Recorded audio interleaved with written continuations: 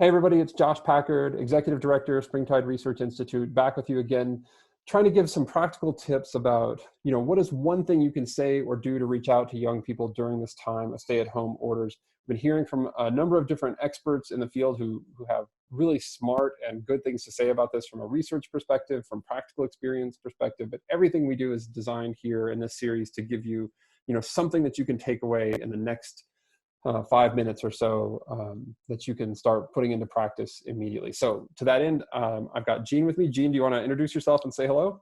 Yeah, hi. Gene Roehlkepartain. I'm Vice President of Research and Development at Search Institute. We're a nonprofit based in Minneapolis that does applied research on young people, primarily in their teen years.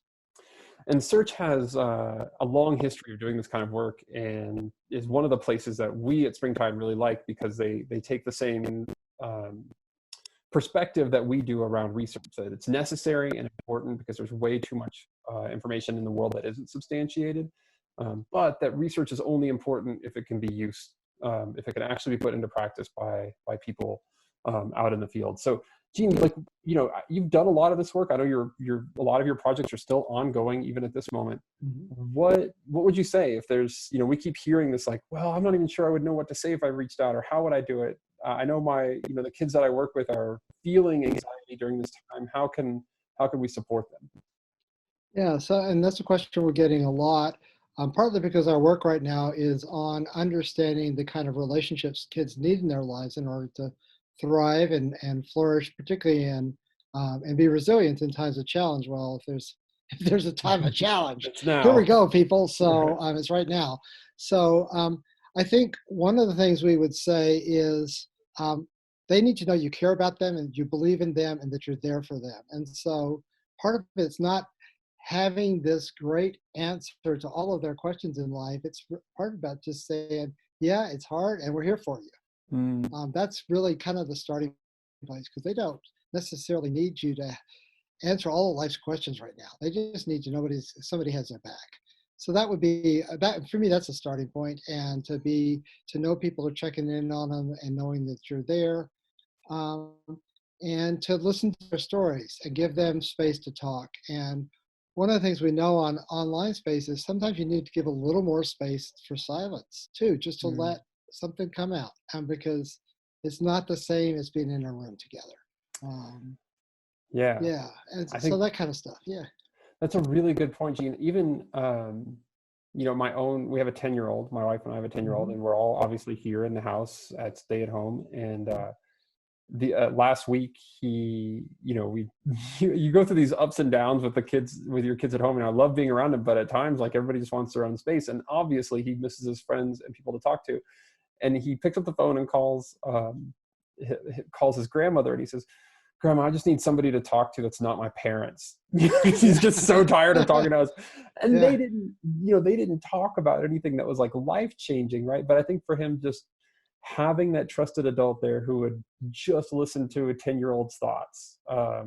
And he talked about that, all week. I mean, it took him through the rest of the week in terms of giving him enough energy, and, it was just important to him that grandma listened.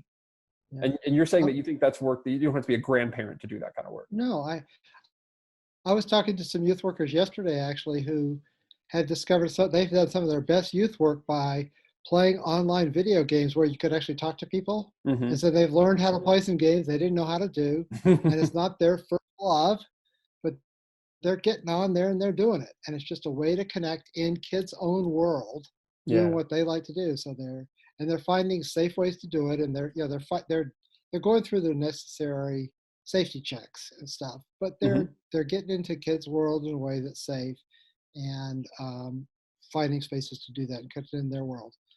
So that would be one thing.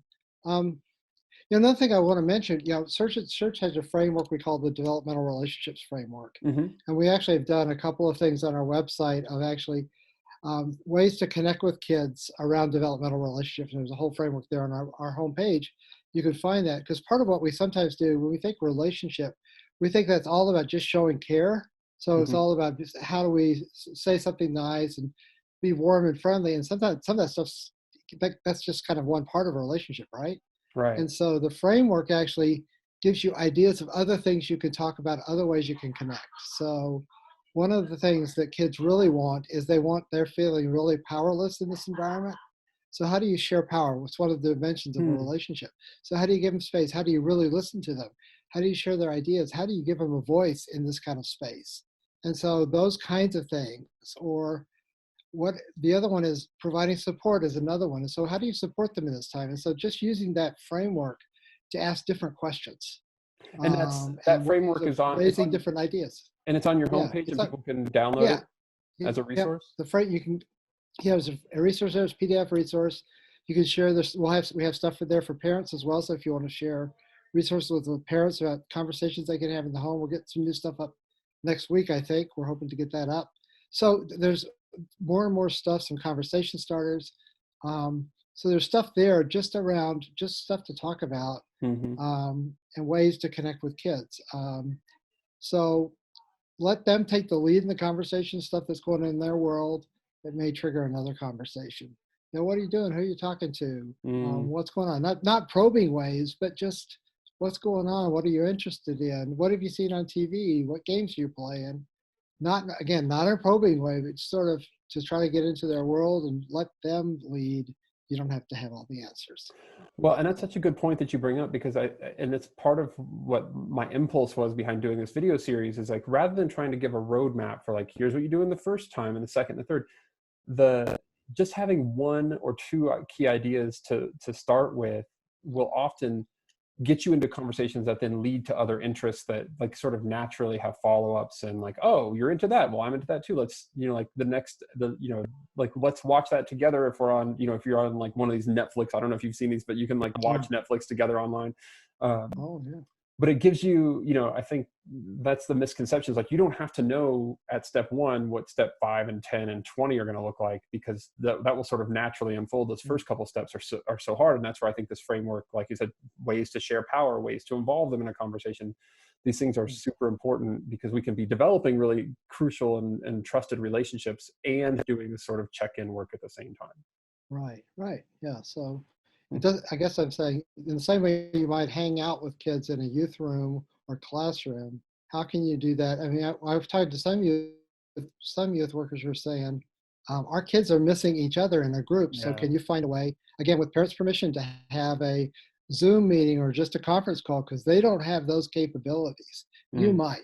And so could you find a way to get all the kids together to just hang out for a little while? And you're there as a monitor. Hanging out. They might actually really like that. And we did that. I'll just underscore this to say, like, we did that last night with our cooking club. We had all the adults in one part of the Zoom, and then I made a breakout room for all the kids, and it was chaos over in the breakout room with all the kids sharing screen. But they had the best time, and it was super important for them to connect with each other. But that wasn't, they're 9 and 10 and 11 years old. They weren't going to be able to do that without without us facilitating that. And you're right, that's a role can certainly play here. Well, Gene, thank you so much. This is incredibly helpful, and we'll have links to the Search Institute homepage and to that framework on this video. So if people want to go and check out those resources, they certainly can. I really appreciate your time. Great, thank you very much, Josh.